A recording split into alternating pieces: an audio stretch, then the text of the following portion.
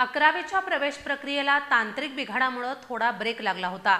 मात्र आता ही प्रक्रिया 26 मे पासून पूर्ववत सुरू होणार असल्याची माहिती नव्या वेळापत्रकासह जाहीर झाली आहे।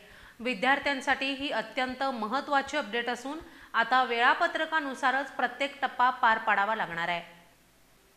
11वीच्या केंद्रीय ऑनलाईन प्रवेश प्रक्रियेत तांत्रिक अडचणीमुळे निर्माण झालेला गोंधळ अखेर दूर झाला असून ही प्रक्रिया 26 मे पासून पुन्हा एकदा पूर्ववत सुरू होणार आहे। मूळ वेळापत्रकानुसार 21 मे पासून अर्ज प्रक्रिया सुरू झाली होती। मात्र 2 दिवसांपासून तांत्रिक बिघाडामुळे विद्यार्थी अर्ज भरू शकले नाहीत।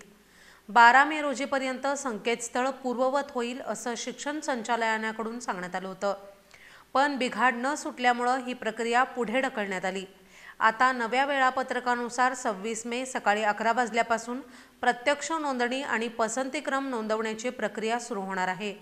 यासाठी 3 जून सायंकाळी 6 वाजेपर्यंत मुदत देण्यात आली आहे। त्यानंतर 5 जून रोजी सकाळी 11 वाजता तात्पुरती गुणवत्ता यादी प्रसिद्ध केली जाईल।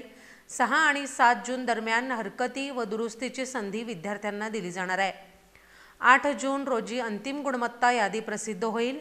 यानंतर 9 ते 11 जून या कालावधीत विद्यार्थ्यांनी आपली कागदपत्रे अपलोड करणे, मूळ कागदपत्रांची तपासणी करणे आणि प्रवेश निश्चित करणे आवश्यक असेल। ज्यांना पहिल्या पसंतीचे कॉलेज मिळाले आहे त्यांना प्रवेश घेणे बंधनकारक असणार आहे। दुसऱ्या फेरीसाठी 20 जून रोजी रिक्त जागांची यादी जाहीर केली जाईल। विद्यार्थ्यांनी वेळापत्रक लक्षात ठेवून प्रवेश प्रक्रिया वेळेत पूर्ण करणं गरजेचं आहे।